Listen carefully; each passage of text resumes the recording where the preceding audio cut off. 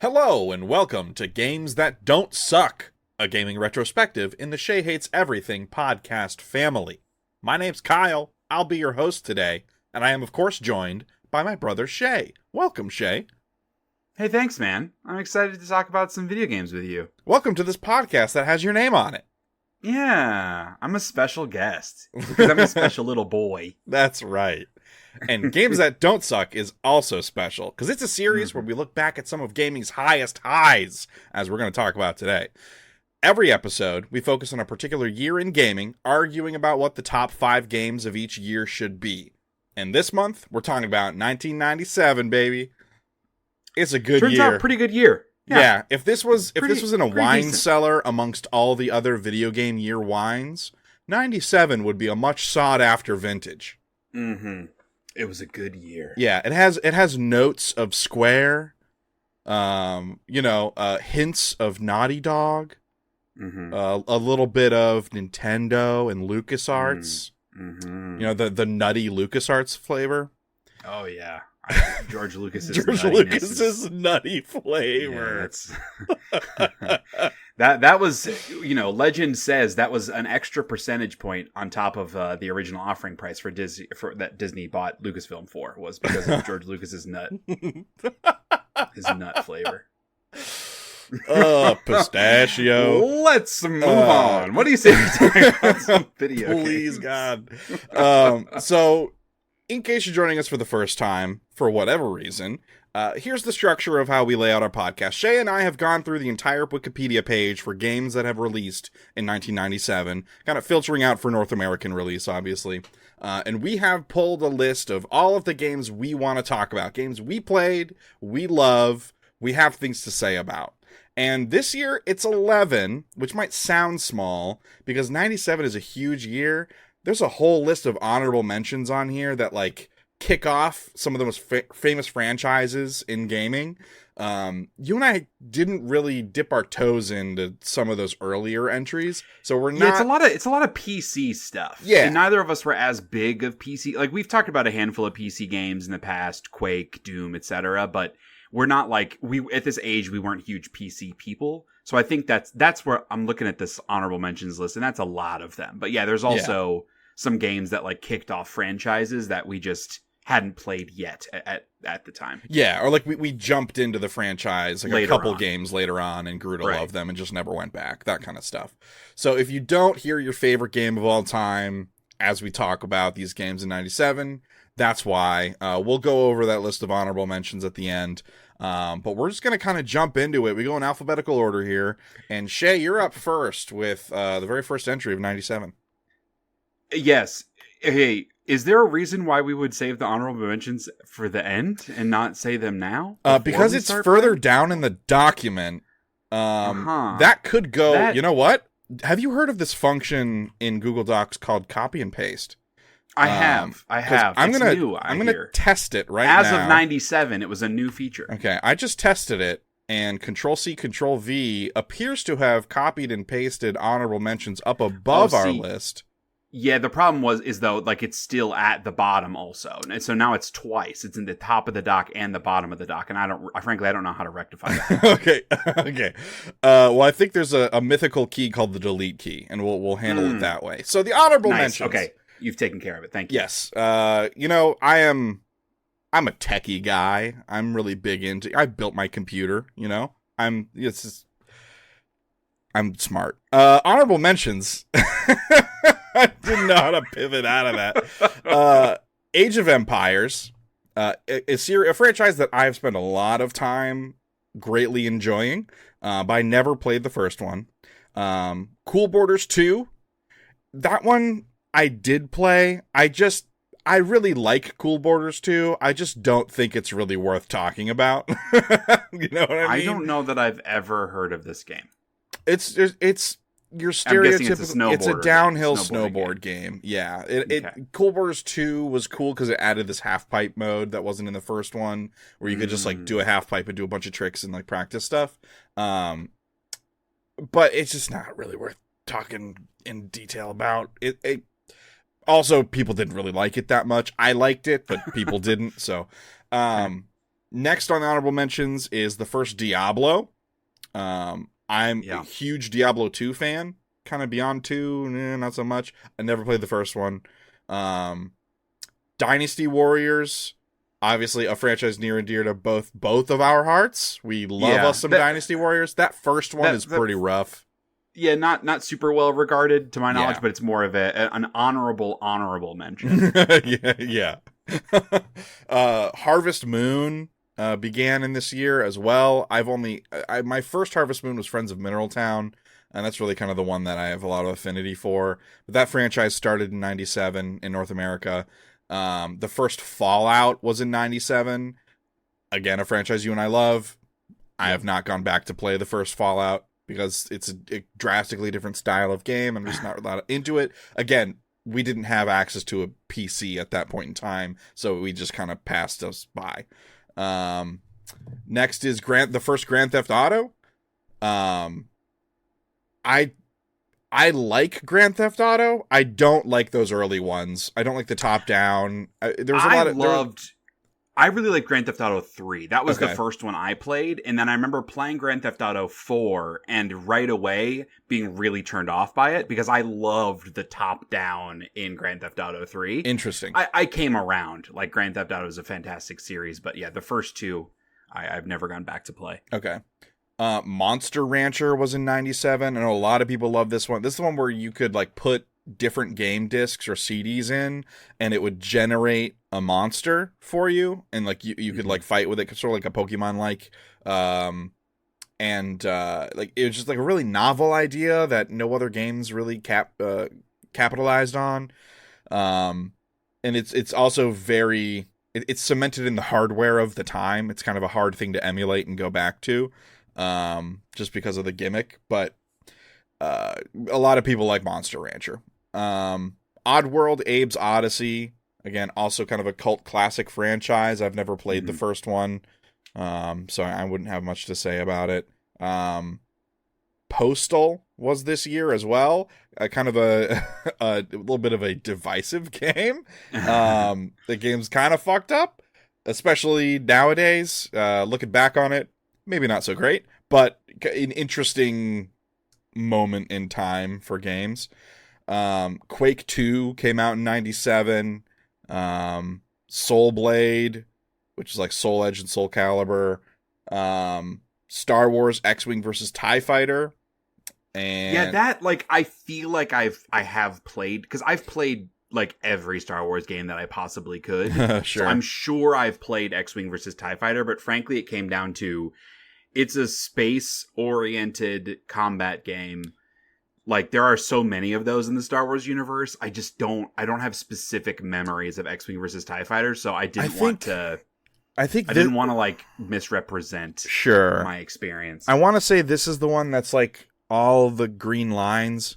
Like everything is a green, like it's all like wireframe models. I want to say, is that true of this one, or is that an earlier one? I think that's an earlier one. I think that like there was a yeah, I think that's an earlier one. I'm looking it up. Yeah, that's not this game. Okay, that is an earlier one. Gotcha. Yeah, this one this one had like graphics, 3D modeled stuff. Yeah. Amazing. And lastly, on honorable mentions, The Curse of Monkey Island, which I know is a great cardinal gaming sin. I didn't really get into adventure games until later, like when it was like 10 or 11 or so, and I finally had like an old Windows PC to play some stuff on, and I just never knew about Curse of Monkey Island. I have, of course, since then absorbed a lot of like knowledge about the game through cultural osmosis, and know that it's kind of the pinnacle of adventure point and click adventure games.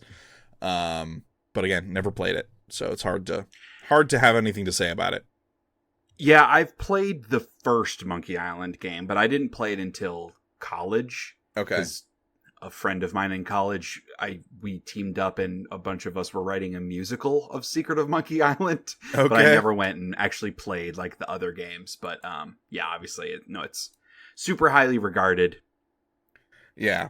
Oh, I'm sorry. This is Curse of Monkey Island. Secret of Monkey Island is the first one? That's the first one. Yeah, the second one is less well regarded. I think the second one is like LeChuck's Revenge or something to that effect, and then Curse of Monkey Island is the third one. It's a third? Jesus. Okay. Yeah. Well, obviously not qualified to talk about it. So those are our honorable mentions. So if any of those games are near and dear to your heart, and we're not going to talk about them, unfortunately, but we do have a lot of other fantastic games that came out in 97 to talk about.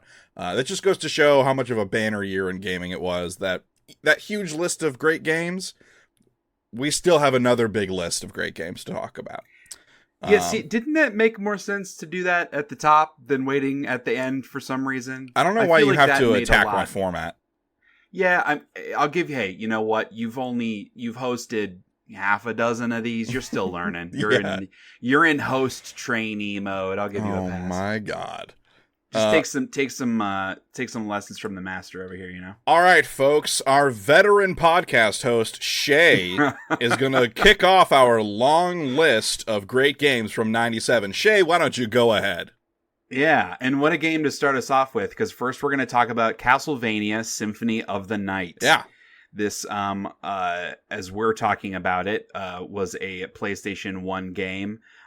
Which is where I specifically played it. I can't speak for Kyle because he, for whatever reason, doesn't like Castlevania games, but we'll get to that. This was developed and published by Konami and has a game rankings aggregate score of 93.03. It's a big one. Only the second highest on the list. Crazy. But still a very high score. So, Castlevania, long and storied history. This was the fourth game in the Castlevania series, and I believe most would agree the most highly regarded. It's kind of the game that really like solidified and put this side-scrolling sort of open map type game on the map, as it were, where you're kind of in the castle and you're exploring around. It's sort of non-linear. You can go different areas at different times. You're kind of unlocking things as you go, so you backtrack to find things and little secrets and all that good stuff. It also features one of my favorite / least favorite names of a protagonist in any video game ever, which is Alucard, which, in case you're dumb, is Dracula backwards. Because Dracula was the villain of the first and I think second game, and this one takes place sort of kind of concurrently and then immediately following those games with a new protagonist who's kind of trying to find the original protagonist from the earlier games because he's missing. It's basically just like I think it's hard to judge games like this on their own merits with our modern sensibilities. Right. Because, I mean, like, the Castlevania genre exists half because of Symphony of the Night. Right. Like, Symphony of the Night is half of what defined that genre. I'll give you 3 guesses as to what other game series defined it also. But I think it's that genre has existed for what now? Close to 30 years effectively, and it's grown and expanded so much, and there are so many games in the Castlevania mold that have done tons of new things that I think it can be kind of hard to go back to like the simplicity of a game like Symphony of the Night. I do think that its story elevates it and makes it stand more the test of time. Because a lot of the Metroidvania games kind of fall flat on their storytelling because there's so much backtracking and exploration that it's not as linear of an experience. And I think Symphony of the Night really succeeded in telling a really meaningful sort of, dramatically emotional story, especially for being a 2D game in an era where 3D was the new rage. Right. So, I think that it deserves a lot of credit, one, for really building out a genre of games that has stood the test of time, but also for how differentiated it was at the time compared to its contemporaries. And in that respect, I think it's a really impressive game in 1997. And I think all of those things are why people still look back at it as being one of the best games ever made. I believe this game should be on the short list. I will give you the floor to give your short dissertation on why you don't care about Castlevania. And not even don't care, why you have sort of a negative attitude towards Castlevania. Because it's not petty at all. Well, no, it's not. It gets directed towards Castlevania because people just don't shut up about it. And I don't care about it, but I have to. It's brought up in it feels like every other breath someone references Castlevania because because Metroidvania is such a big genre right now. Everyone is always harkening back to Symphony of the Night and Castlevania as a franchise. Like, people are always kind of like framing their arguments around that knowledge, and it's just a franchise I don't care about. It's the same way I feel anything that I'm not interested in, I don't want to hear a lot about because I've already decided I'm not interested in it.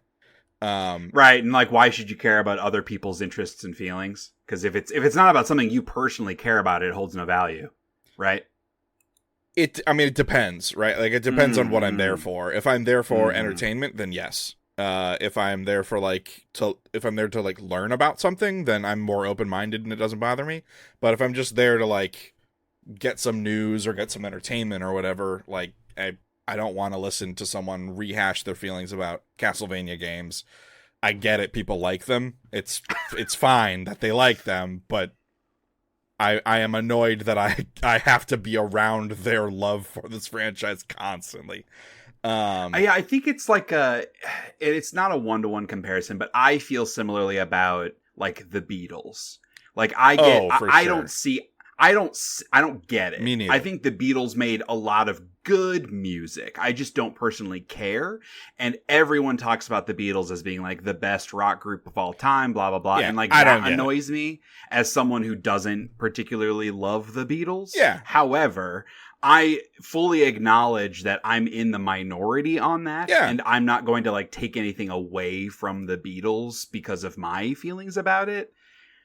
I think where it's not a 1-to-1 is for you. You're just not into Metroidvania games generally. Like, It doesn't really matter what the game is. Yeah. You don't like that genre. Correct. And so that's more like saying, like, if I didn't like rock music, thinking about the Beatles, but I do like rock music and I do like Metroidvanias. And Symphony of the Night is among the best of them still to this day. So yeah, I put it on the short list. We'll have the fight about it if we need to, once we have more games on the short list. Okay, that's fine.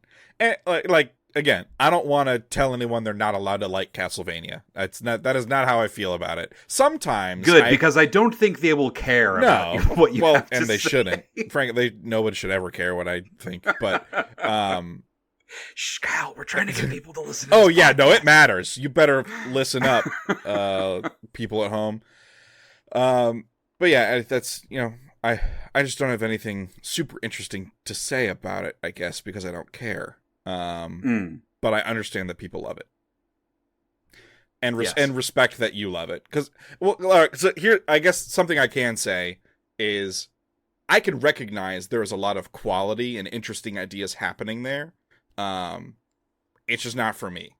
And so, because I can recognize that there is value, even if it does not apply to me, I then have no problem with people saying that is for them.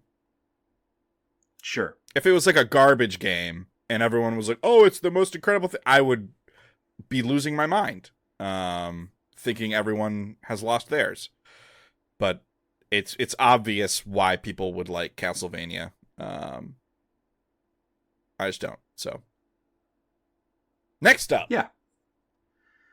Yes, next game on the list, Crash Bandicoot 2, Cortex Strikes Back. This was a PlayStation 1 game developed by Naughty Dog and published by SCE, Sony Computer Entertainment. It has a game rankings aggregate score of 88.54. That actually surprised me how high that was. Because I always feel like early Crash games were very highly regarded. Which still surprises me. Because, I love the first Crash, but yeah. I feel like growing up, I only ever heard people not liking Crash. Like, friends didn't like Crash and stuff. Yeah. Like, my friends growing up just didn't care about it, didn't like it, thought it was garbage or whatever. And so I grew up thinking that no one else liked it. and it was like my cross to bear or whatever. But yeah, I Crash 2 is interesting. We owned this video game. Yes. I don't remember a single thing about it. Yeah, I think it sucks for Crash Bandicoot 2 that in my mind, and obviously yours, all those games kind of get looped together because it was kind of a trilogy in the original series was sort of like a trilogy in like their story and gameplay. Right. Honestly, like it took refreshing my memory by looking at like reading through Wikipedia and like looking at some videos and some other like I like to watch a lot of videos about games in the year that we're talking about just to refresh my memory on stuff. And Crash 2 is better than the first game, like objectively. Okay. Look up, I mean, if you can quickly while I'm talking, look up some gameplay videos of the first game and the second game. The second game looks so much better, like way better than you would think a direct sequel a year later could look. And I think it's hard to know, but I think that they learned some lessons from Super Mario 64 because the structure of the game is also different and much better. So in the first game, it's kind of structured similar to an old school 2D Mario game where you have this kind of sort of overworld and you're navigating on a straight line to the different levels. Versus this game, you kind of have what they call like warp rooms because that's sort of the conceit with Cortex. And so you're in sort of like different hubs that have a couple of levels in them and a boss level in them once you beat enough of the regular levels.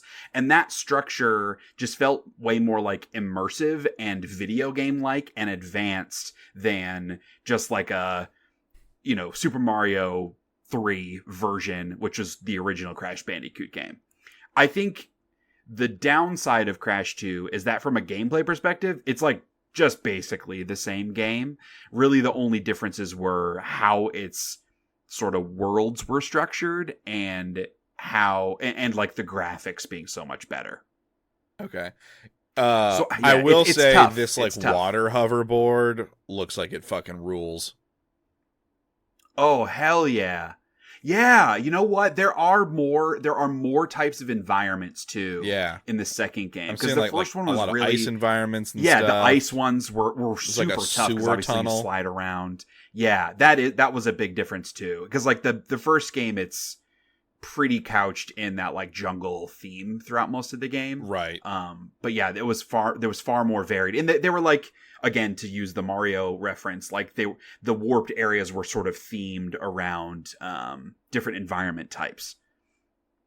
So yeah, this is cool. There's like you're like taking elevators and stuff down to like different levels, and it went from the bonus level went from like the behind the back to the side scroller thing, which I guess it did in the first game too. But yes, yeah, but yeah, this game looks great.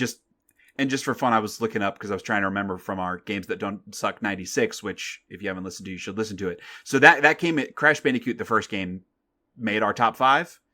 I definitely think Crash 2 is better than the first game. That doesn't mean it has to make the top 5 because this might end up being a stronger year overall. But I think it should stick around. Okay. No, I'm open to that. Let's put it on the short list. Make it happen, Captain. Yeah. Use that copy and paste skill we just learned about. Mm-hmm. All right, Crash Bandicoot 2 Cortex Strikes Back. Congratulations. You get to stick around. Next up is Croc, Legend of the Gobbos, which avid listeners will recognize was an answer on one of our podcast segment games. You'd probably forget that game. Croc, Legend of the Gobbos was one of the answers. This was... I believe I failed hard on that one. You did. This was on PlayStation, developed by Argonaut Software and published by Fox Interactive, with the game rankings of 79.14, a modest game rankings. So Croc is a Spyro-like, a character action platformer collectathon game. Yeah. Just with a cute crocodile mascot, and he goes around collecting the Gobbos, which are like these tiny little fuzzy dudes. They're adorable. I love Croc.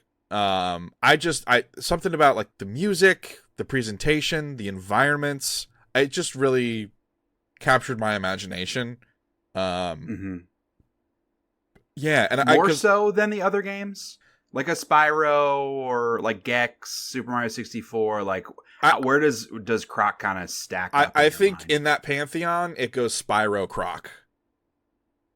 Like above Super Mario 64.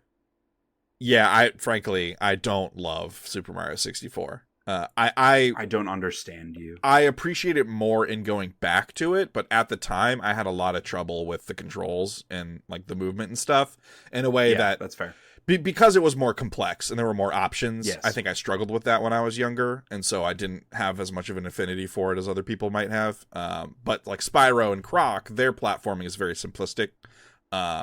So I think it just clicked more with me because of my age and capabilities at that time. Because I was 5 when this came out. Yeah, Croc is fucking good, dude. I really like Croc. I want to go back and play Croc right now.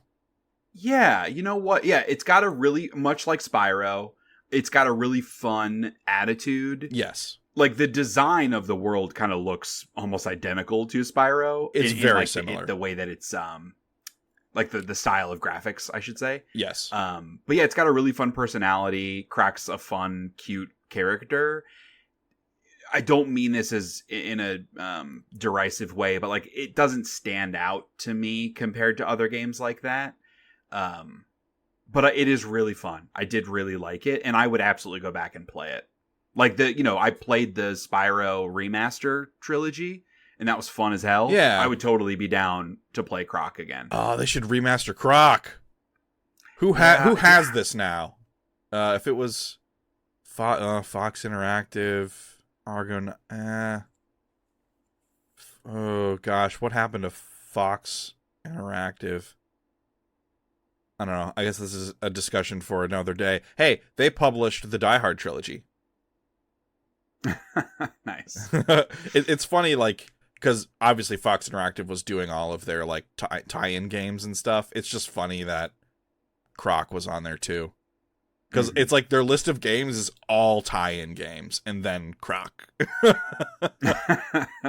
That's pretty funny. But yeah, man, Croc means something to me, which is why I still have it. Like, it's one of the few games that I still own the disc for. If you don't feel that strongly about it, I kind of I wonder, like, are Croc and Crash kind of the same deals? Like, you feel more strongly about Crash than I do. I feel more strongly about Croc than you do, but we both recognize the quality and like the passion for it. Is it kind of similar? I would say yes. And this, I mean, it's totally, it's just my opinion. Crash is much better than Croc, in my opinion. You're probably I agree right with what you are saying in like the one of us likes one more and the other one likes the other more. I just feel like Crash is a much better game than Croc. Yeah. And that's, I'm not trying to drag Crash Croc. Is doing I really like more. Croc. Yeah, I think Crash is doing more. Croc is very simple. Again, geared towards the age I was at the time. Yeah, Croc's great. It absolutely deserves to be on this list of best games of the year. And especially like looking, because I assumed you were going to push for it to make the short list. And so I started looking ahead of what games aren't going to make the short list. And there are like fair. Maybe 3 from the 11. Yeah. So, at a certain point, it's a numbers game. Yeah. To that point, I don't think Croc is better than Crash 2 as a video game. I just care more about it because of it was like one of its babies first. Right. But I'm all right with it not making it. And the reason I'm okay with it is because I'm gonna play me some Croc sometime soon. Nice. I have, now that I've talked about it and have looked at a bunch of screenshots again, I'm like, yeah, I should play that. All right, the next one's a big one. Final Fantasy VII. Yeah, I'm going to go ahead and add this to the short list. Yeah. While you're doing the intro. This was developed for the original PlayStation, developed by Square, published by SCE, and has a game rankings of 92.35. Frankly, a little low.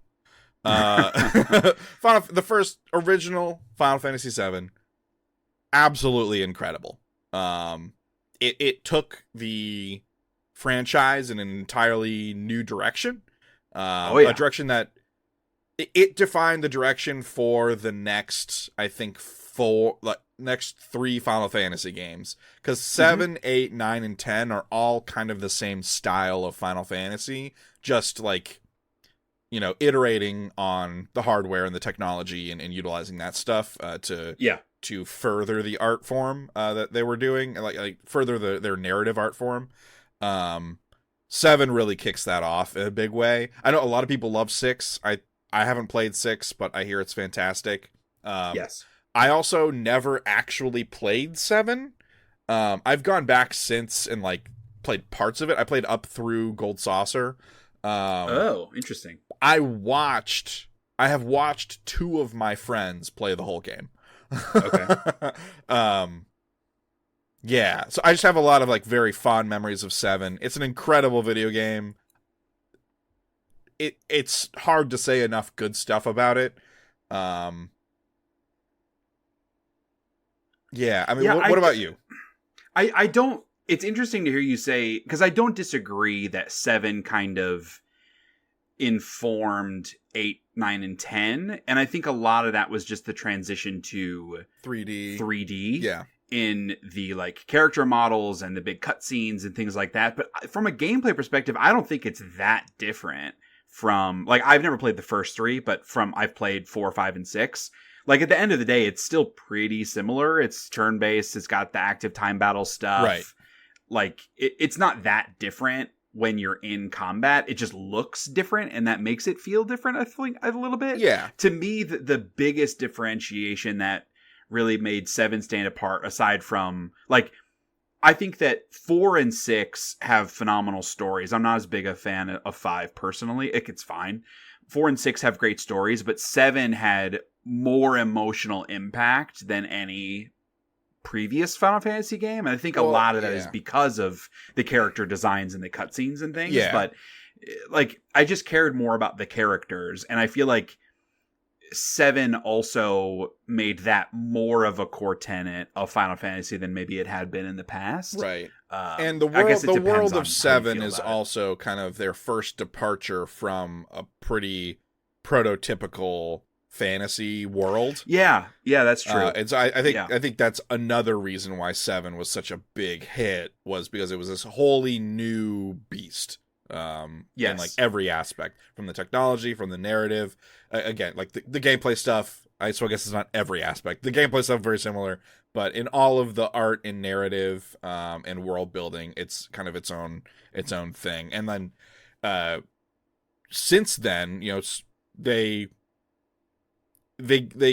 saw how well that worked for them, and then continued to do that for the next several video games. Kind of building out these worlds to be more than just, a background fantasy boilerplate. I also think, for me at least, a thing that really cemented Final Fantasy VII in my mind was the tone. It's far more goofy than previous Final Fantasy games. And also, I think that ties into all of the mini games, and you mentioned the Golden Saucer section, all of the mini games and just the funny, weird quirkiness of the game was so much different than the more straightforward, self-serious previous games. And that, I think, it was really an endearing facet of Final Fantasy VII. It also not to bury the lead, but this was the first time for me playing a video game where I really felt a sense of loss in a character. At least, that might not be, that's my memory at least. That's what's in stone in my memory, is Aerith dying was the first time I felt something real right when playing a video game. And so that stuck with me my whole life too, because that's something I seek out in games to this day. Yeah. Games that make you feel feelings. Something. Oh, yeah. Especially bad ones. Yeah. Love the bad ones. So, yeah. You did it earlier, but Final Fantasy VII, it's sticking around. Yeah. It should stick around. Yeah. I don't know if it'll make the top 5. No, I'm kidding. All right. Next up, a game that you and I both have an also a great affinity for. GoldenEye 007 on the N64. I'm also going to put this game on the short list yes, while you talk. Please do. This was developed by Rare and published by Nintendo. This has our highest game rankings of our list at a 94.7. Incredibly high. Which is kind of surprising. Like, not to say that it's not an amazing game. It definitely is. But over games like Symphony of the Night and Final Fantasy VII, I think it's just kind of crazy that GoldenEye is the top rated game. It comes to accessibility. I think it comes down to accessibility, I think. Like anyone would have fun with it. Yeah, anybody could pick up GoldenEye and have fun, even though they're using that horrible N64 controller. Do you hold it in the middle or the side? The middle. You hold it in the middle. Just pretend the left thing. What do I do with this yellow button? Z? The fuck is Z? Yeah, just such an... I mean, you and I have gotten a lot of mileage out of the Call of Duty franchise. Mm-hmm. Call of Duty doesn't really happen. The first-person shooter genre doesn't explode in the same way without GoldenEye. No doubt. Because GoldenEye did for console players what Doom did for PC players. And even just for first-person shooting in general, like if you think about the biggest first-person shooter games that preceded this, Doom, Quake, Wolfenstein, like the big PC first-person shooters, they all felt pretty similar, and that was kind of clunky, like really like X and Y axis oriented aiming where your whole body moves right as you're shooting and aiming, and so it feels a little stilted, right? And just like the enemies being pretty static in these corridors that you're running around in. And 007, like, not only did it make the aiming more dynamic, which unfortunately I would also argue it's bad. Not awesome. It's not great. Yeah. Like at the time it was amazing. Right. It is not awesome now. But it, like, the openness of the structures, and even on top of that, like, they're just really fun story that you played through. Yeah. Like everybody loves that because movie of the multiplayer. Yeah. But like the actual the missions were fun too. Yeah. Sneaking around, and like I remember like the famous like bathroom, like where you're climbing dropping through down the duct. the duct, like all those are like burned into your mind for sure. Absolutely. Yeah, what a fucking banger of a game. I'm not because we didn't have an N64, we played all of the Nintendo games over at our friends' houses. And I just remember wanting to play 007 every single time I'd go to a friend's place. Sure. It's just like, let's boot up a map and let's play some 007. Yeah, man. GoldenEye fucking Man with the rules. golden gun. Yeah. Slaps only. The Clob. Big head mode. I want a paint Clob. mode. So I used, when I was a kid, I thought the Clob was a pencil. I thought the model was a pencil. I didn't realize it was an AK-47. I thought it was like a graphite pencil. Yeah. All right. GoldenEye 007. Nice job. Claps for you. Next one is Jet Moto 2 on the PlayStation 1. This was developed by Sony Interactive Studios America and Single Track and published by SCE. Game rankings of 70.08, a modest score. We've talked about Jet Moto in the past. I have a great affinity for it. You're more of a Wave Race guy. Jet Moto, so Wave Race beat out Jet Moto the last time. Yeah. Wave Race isn't here today. That's true. Buddy boy.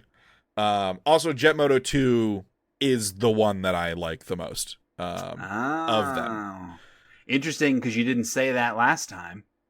I have since looked into it and re-educated myself on the Jet Moto franchise, and Jet Moto 2 is the one that I have a great memory of. Since Jet Moto didn't make the top 5, I have decided that Jet Moto 2 is actually the game I enjoy the most. No. I looked into it and I was like, oh, wait, no, the maps and stuff. It's the second one. I'm not going to bother moving this one up because I don't think it stays. I just thought it would be a funny little bit of continuity to swing back around so I could kind of set the record straight. Just in case there are any other Jet Moto heads out there, who are like, dude, why would you like the first one better? The second one's way better. It's true. The second one is way better. I still think Jet Moto is really cool. In contrast to Croc, I would not want to go play Jet Moto 2. Yeah. Because of how squirrely and crazy it was. I feel like the grapple thing existed because they couldn't quite get the controls right.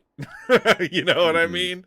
Mm-hmm. Like, we can't possibly expect players to make these tight turns using these controls, so why don't we just, like, snap them to a pole and whip them back around the other way? Because it's really fun when you're going straight. But other than that, it's really hard. So it does not need to stick around. I just wanted to bring it up because the continuity is funny. Another J game, and another game that we've talked about previously, Judge Dredd. This came up on the Games That Suck episode for 1997, bafflingly so. But apparently not. Apparently not for everyone else. So this released in 97 for the PlayStation and arcade. It is developed by Gremlin Interactive, published by Activision, and it has a game rankings of our lowest game rankings of 45.25. That's real low, man. I'm just gonna say I loved this game. This was my favorite light gun game we had. I feel like the game ranking score doesn't do justice to the actual scores, because EGM gave this a 2.875, and that's out of 10. Oh. GameSpot gave it a 2.5 out of 10. IGN a 2 out of 10. PlayStation Magazine a 1.5 out of 5. Like, the only reason it has a 40 is because Game Informer gave this piece of shit an 8.25. See, they know what they're talking about. They were on the take. Yeah, this game didn't make the cut for Games That Suck. Like, it didn't make the original big list because you wanted to include it on Games That Don't Suck. Yes. And I still resent you for that. I don't think it would have made the top 5, but this game is garbage, man. You're allowed to like garbage, but that doesn't make it not garbage. Like, this game is stinking up this whole list. It's making me feel less good about 97. No, look, he is the law, Shay. Yeah, so he says. That helmet is still really dumb. A number of critics describe Judge Dredd as a third-rate Area 51 clone. I could see that. Because, being compared to the Area 51 light game is really solid company. But here's the thing. Judge Dredd is so much cooler than Area 51. Judge Dredd, like, has an opinion. I'll give you that. Area 51's just aliens. Judge Dredd has an opinion.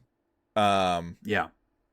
Maybe the game doesn't. I don't know that the game does. My opinion, though, was that it was a lot of fun to shoot FMV dudes poorly overlaid on badly pre-rendered backgrounds with a light gun in my house. Jeff Gerstmann, reviewing the game for GameSpot, fell in line with a majority opinion on the FMV sequences, remarking, "It looks like the judges' outfits were made by spraying some gold paint onto cardboard, and the acting is laughably pathetic." See, when I was a kid, I thought those were taken from the movie. Sure. But yeah. Apparently they were made for the game. Oh, no doubt. Yeah, dude, Sly Stallone does not play himself in this game. I did not know that as a child, of course. Yeah. Even the positive review from Game Informer said that this Judge Dredd is more of a dork. I love that. That's great. So I don't think it's going to move up.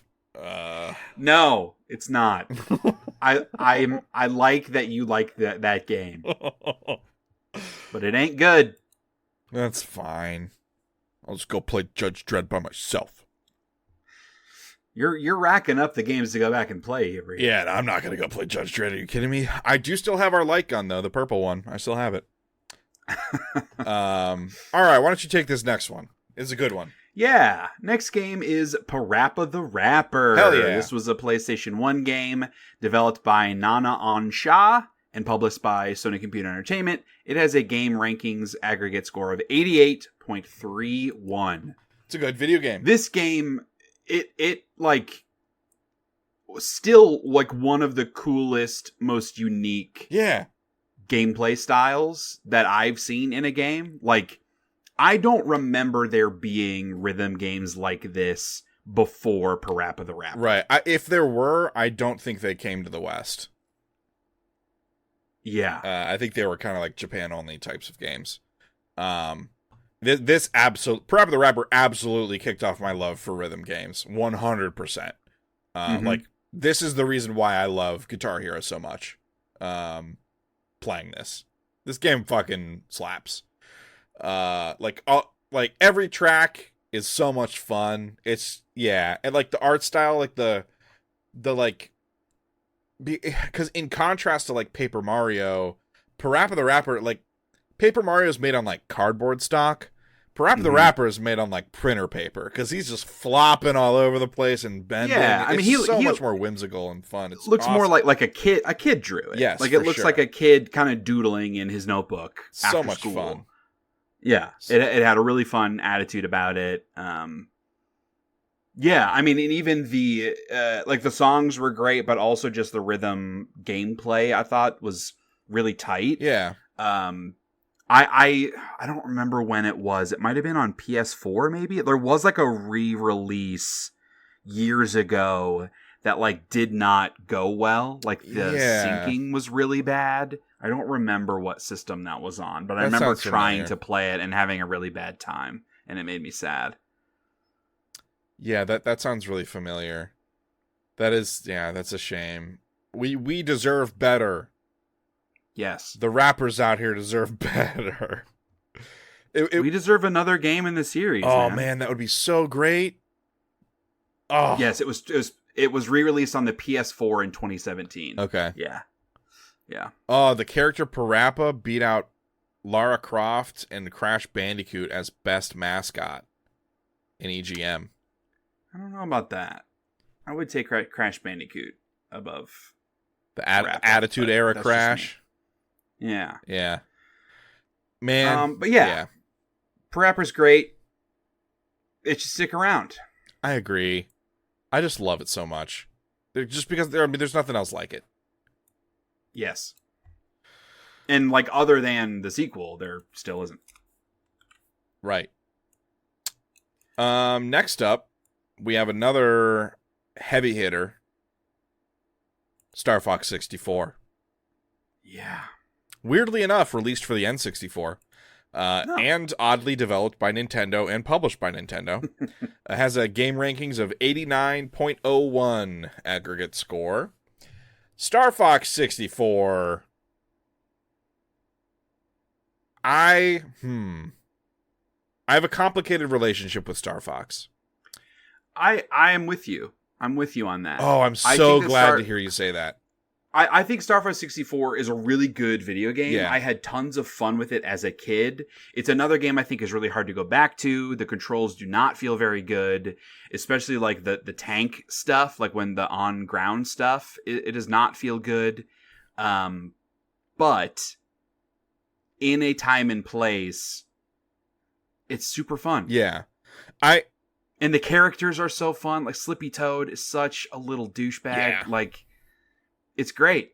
Falco. I remember even at the time being disappointed in how short it was. Oh, interesting.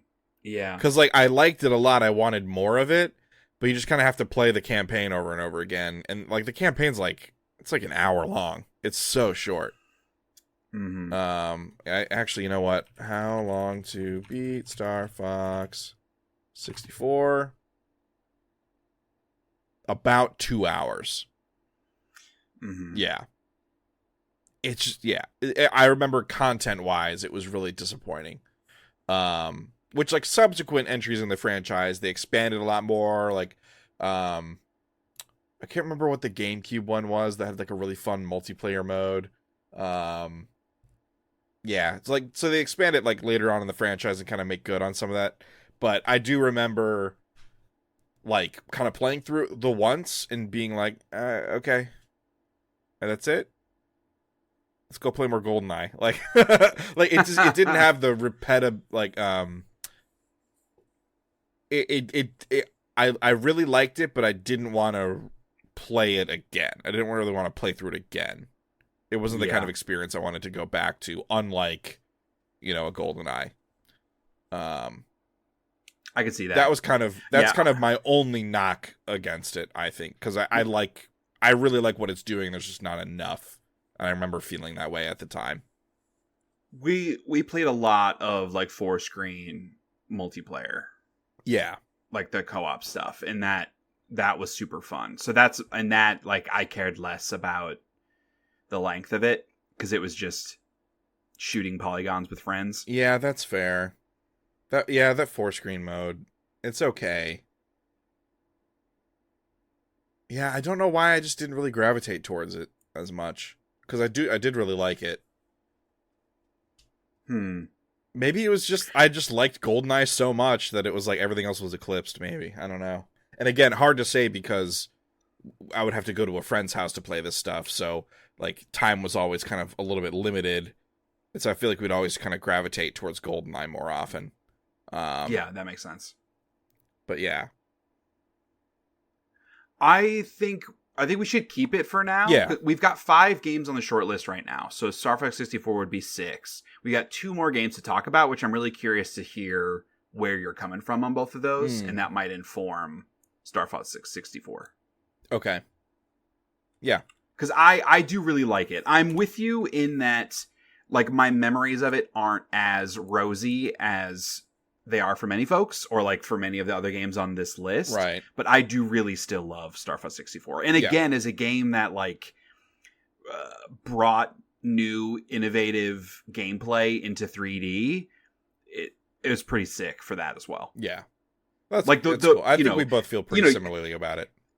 Yeah, I mean, you mentioned like those old Star Wars games, right? Like the TIE Fighter. I think that's what it was. I think it was Star Wars TIE Fighter was the old like CRT kind that's of what I was thinking scanned shooter, which like a lot of like the old arcade games and things, that's how they looked. Yeah. And Star Fox 64, like at the time it felt like, wow, this is realistic looking jet fighter shit. Yeah, like we talked about Independence Day, right?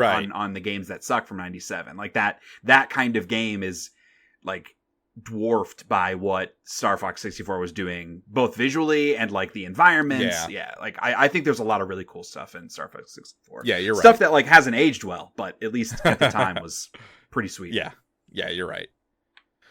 I know. Okay. Star Wars Jedi Knight Dark Forces 2 on Microsoft Windows, developed by LucasArts and of course published by them. Game rankings of 88.69. Nice. Let me go ahead and say this now, and I'm going to say this with like every Star Wars game we talk about from here on out. Like, get your shit in order, LucasArts. Yeah. Name your games in a way that is coherent. Yeah. I hate trying to go back. So, hey, listen to the flagship podcast to hear more about my Steam Deck emulation woes. But trying to like get old Star Wars games to play on my Steam Deck and like trying to remember what order these games were in is so frustrating. So this is a sequel to Star Wars Dark Forces. Correct. But rather than call it Star Wars Dark Forces 2, no. It's Star Wars Jedi Knight Dark Forces 2. Yeah. Because that makes sense. Yeah. And guess what? There are other Jedi Knight games that aren't Dark Forces. Yeah, then there's Jedi Knight 2 Jedi Outcast on the GameCube, which is my secret favorite of those games. But yeah, the naming convention's awful. So Dark Forces 2 Dark Forces 2, you got me all fucked up. I was like, is that the one we're talking about? It was pretty direct sequel to the first Dark Forces. It's the same style, graphically very similar. Not a lot of upgrades. I think it looks way better. I think it looks way better than the first one. Oh yeah, go I back guess, and look. yeah, Man. you're right. The stormtroopers look a lot better. Yes, like they Right. look 3D. They look 3D. They might, yeah, you know what? They might be actual models. And it You're made right. the game so much easier to navigate. That was the hardest thing about Dark Forces, which you go back and listen to Games That Don't Suck 1995, where we talk about the first Dark Forces game. But like that was one of my big criticisms of that game, is it felt like labyrinthian, just gray walls with like random, like nothing was 3D, right? So it's anything that is supposed to have texture is just painted on a wall, and it was just so hard to know where you were going and where you've already been. And like the small level of advancement for Dark Forces 2 made a huge difference for me, at least. Okay. Yeah, no, you're right. It's hard with these old games. Sometimes I kind of conflate. And you also got to have a lightsaber. Yeah, they had FMV the lightsaber cutscenes. was like fucking this was awesome. This was a totally different game. Yeah, honestly, the lightsaber from the was first awesome. Dark Forces. Yeah, yeah. I just have a really hard time distinguishing some of these games because my memory is so blurred. But yeah, you're right. That's why this is the one that like.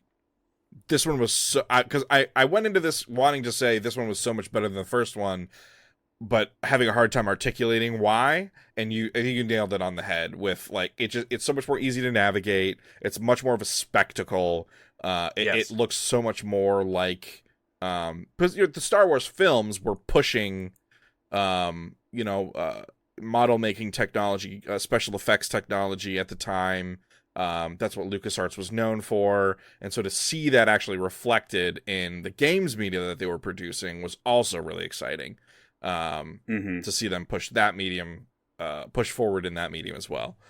So yeah, I think this game's great. I've never beaten it. I've spent some time playing it. Obviously not when it came out. I had to go back and play it later down the road once I had a PC to play it on. But I greatly enjoyed my time with it. My only problem is that I had played Jedi Knight 2, Jedi Outcast before I played this.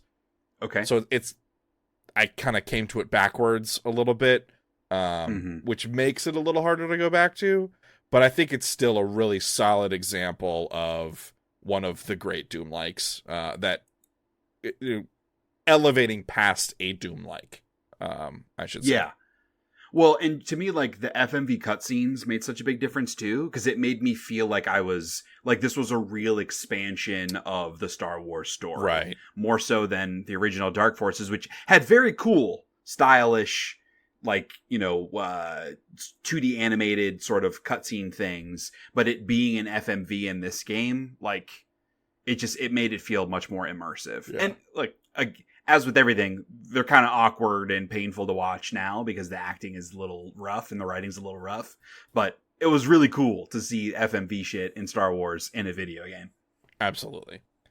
I struggle with this game, and I mean I've been talking really highly about it, and I do really love this game. I would not take it over the other 6 games we already have. Is my problem. I don't know how you're feeling about it compared to the other stuff we've got already. Yeah, maybe you're right. Kyle Katarn's an awesome character. He is. And rereading all the Star Wars books right now, I'm like already psyched for him to start coming into the story during the Jedi Search novels and into like the Yuzhan Vong War. Like he does some really badass shit in those books. I especially love him because he has my name, and there also aren't a lot of Kyles in fiction. Yeah, and the ones that there are in fiction tend to be fucking douches. I don't know what's up with the name Kyle, but we all suck. I don't know. Yeah, that's hard. Do we keep it or not? Let's go ahead and bring it up. Because I don't think the next one is going to. Okay, fair enough. The last one that we have to talk about. All right, you want to go ahead and take us through that one? Which is Turok, Dinosaur Hunter. Released on the N64 and Microsoft Windows. I played it on the N64. It was developed by Iguana Entertainment and published by Acclaim. It had a game rankings aggregate of 85.83. Turok was really cool. Like, I've talked before about how... Doom always moved a little too fast for me. And I didn't have like a big connection to the setting, like the demons and stuff I didn't really care about. But as a kid, I was a huge Jurassic Park kid. I mean, you and I both were. We loved Jurassic Park. And so this felt like, this is my Doom. This was the one that was made for me. And it's like, it's 3D, it's more 3D environments than like Doom. There are, 3D models with the dinosaurs. Were they 3D models? I think they were, yeah. Yeah. Yeah. I'm trying to look at screenshots. Yeah, they were 3D models for sure. I really, really liked Turok because, again, it felt like it was a little more my speed. It was like, as a kid, all I wanted to do was like shoot raptors with a tranquilizer. Like, I don't know what that says about me as a person, but like, I wanted to fight raptors as a kid. You didn't want to kill them, though. No, I didn't really want to kill them. Nice. But I did want to fight them.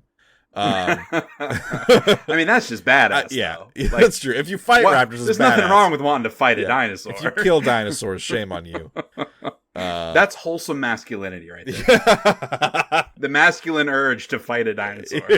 But not kill it. Oh, jeez. But, yeah, I have just really great memories of going over to my friend's house and playing some Turok. It was really hard. It was kind of like, again, Doom was also way too hard for me as a kid. But this Turok, I felt like I could actually make some progress in. And, there were like some light puzzle elements, like getting keys to open doors and stuff. And that kept me engaged beyond just the kind of combat with dinosaurs. I really, really liked it. Yeah. I'm bummed I never played it. I am also seems bummed. like it totally seems like something I would have enjoyed. I think you would have really been into it. Yeah, I just never got around to it. Yeah. I must not have had any friends that were hardcore into it. Right. Yeah, I don't know why. I'm interested to see, go down to like reception, critical and commercial success, rave reviews, most popular title for the N64 in the months following its release. So yeah, it had a great release. It sounds like that Metacritic aggregate score is pretty high, the 85, 88 something, or it was 85. Yeah, 85.83. It's a great game. I don't know what else to say about it. I totally didn't know that there was a remaster that came out. Yes. Was it any good? I don't think so. It was Night Dive Studios that did it. I feel like they have a pretty good reputation, right? I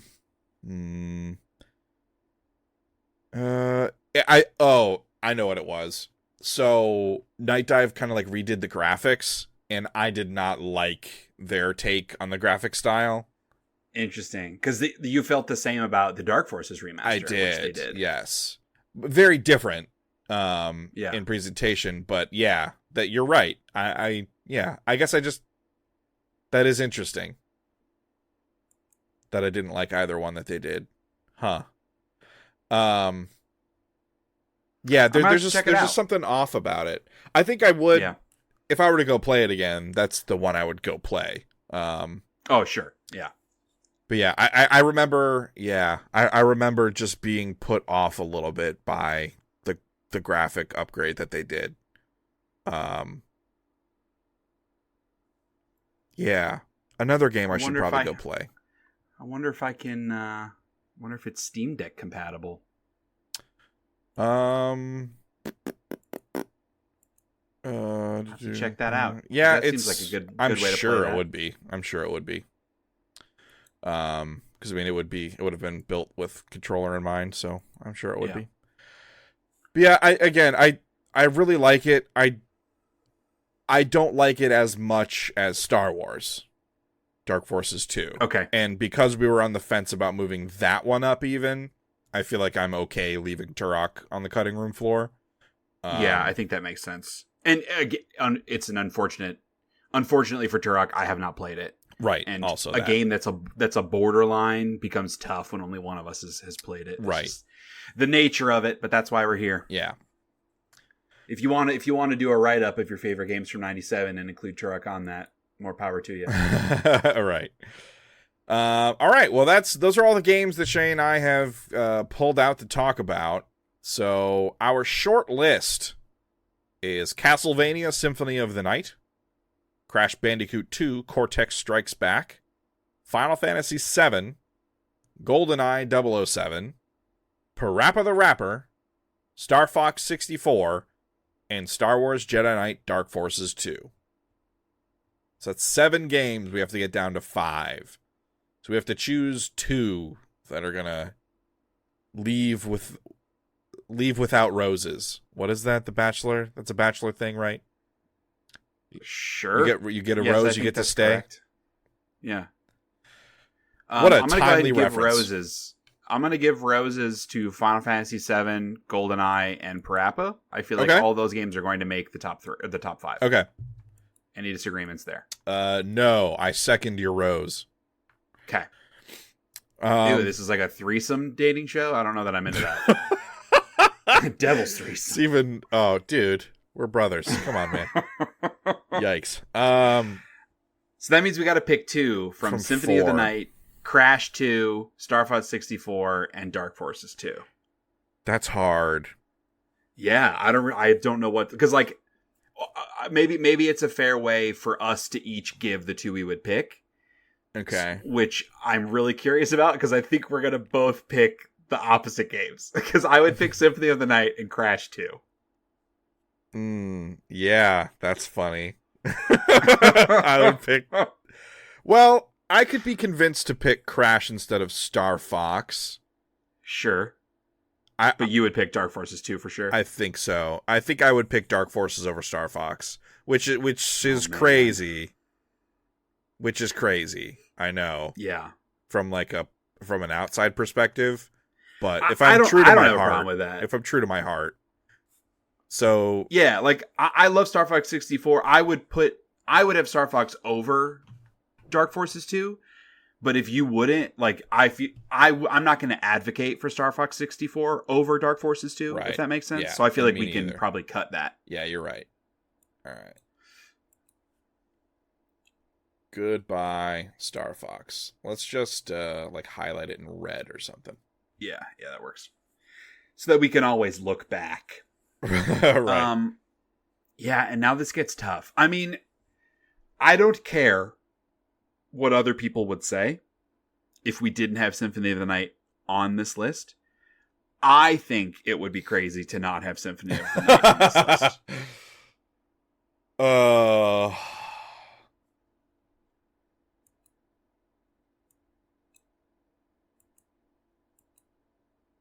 Okay.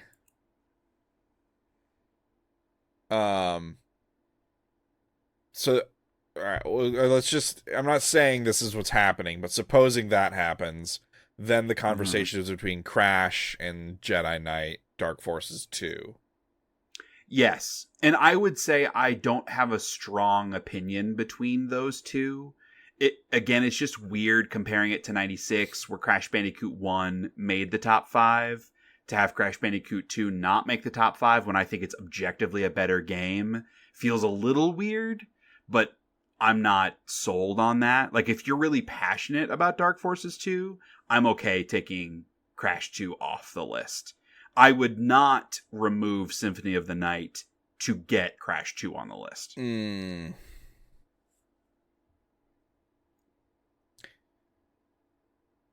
It's tough, because I really like Dark Forces 2, and I'd be sad for it to not make the top 5. That would be my pick to not make it, though, unfortunately. And it's just we've only got 5 spots. Yeah. But if you really want to fight for it, I'm willing to go with you.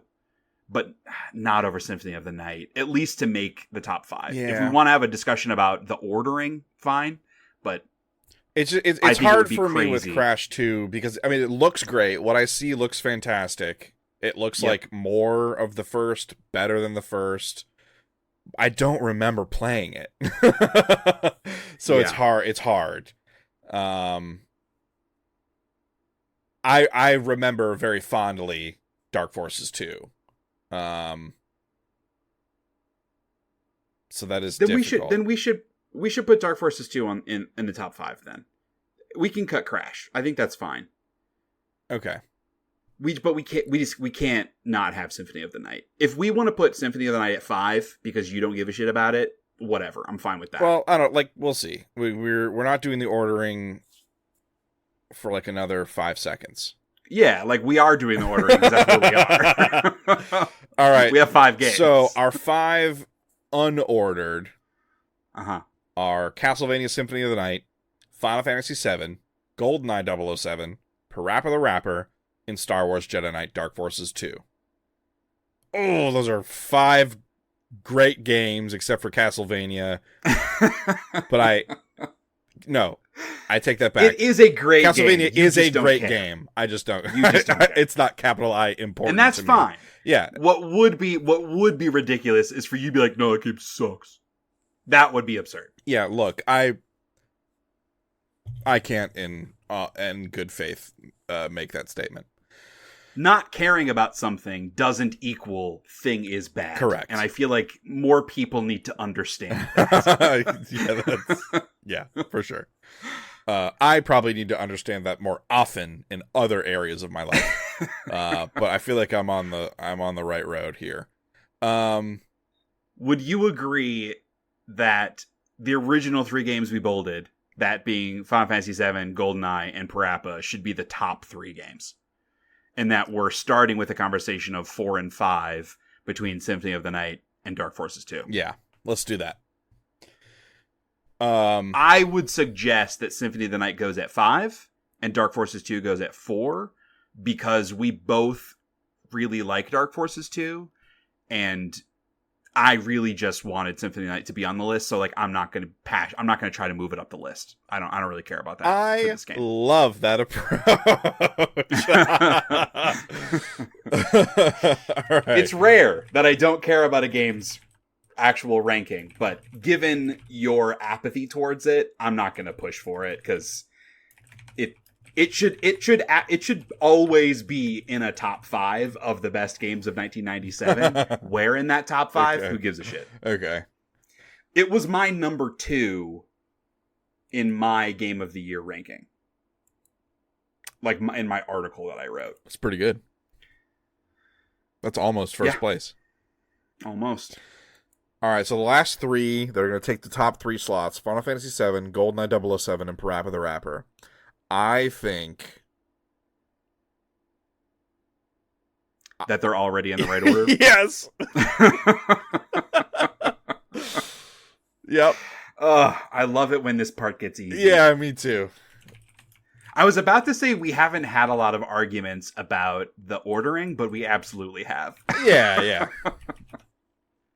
We've just been lucky the past couple. Yeah. Oh, that's a good list.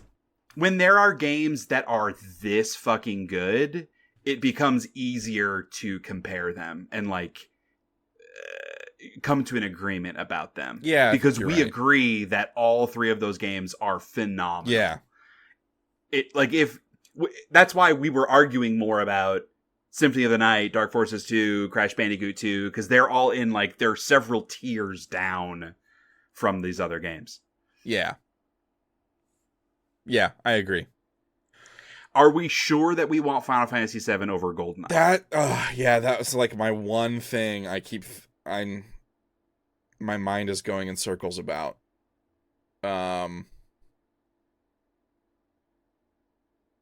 Gosh.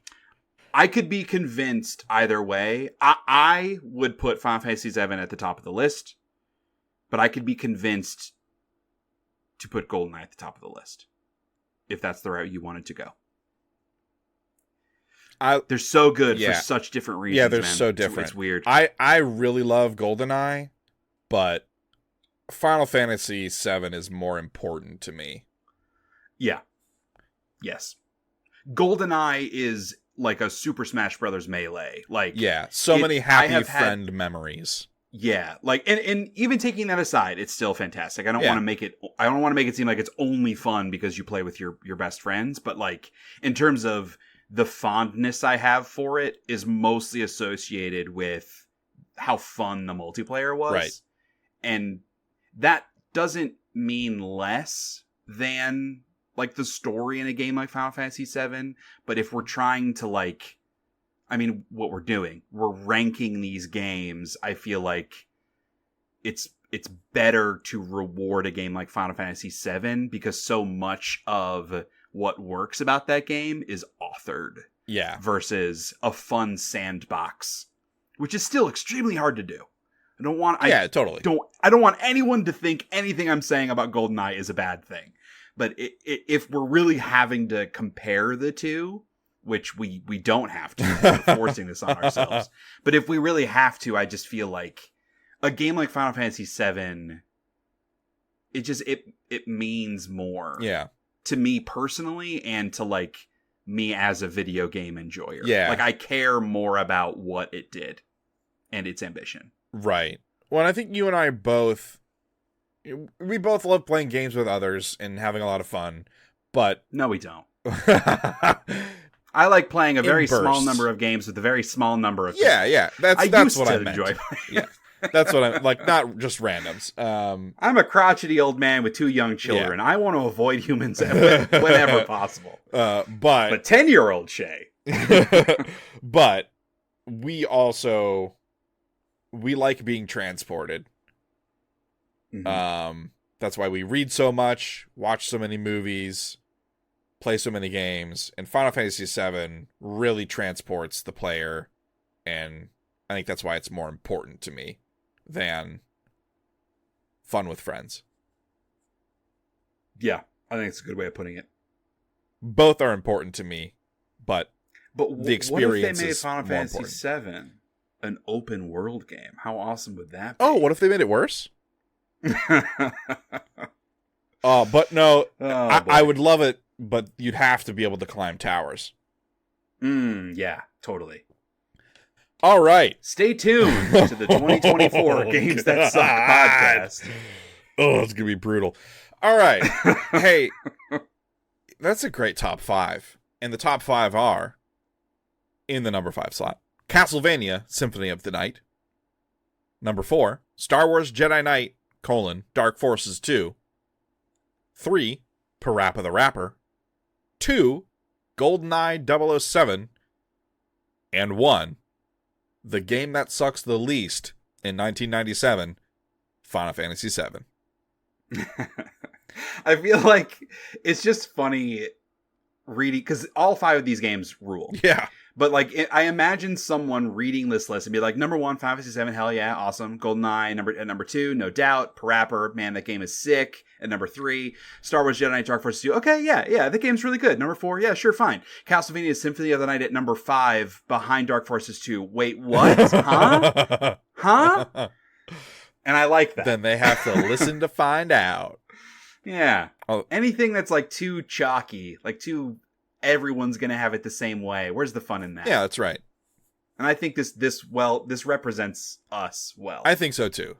I think that's why I'm so happy with this 5. Yeah. We're both in there quite a bit. All right. Whew. Well, thanks everybody. Thank you, Shay.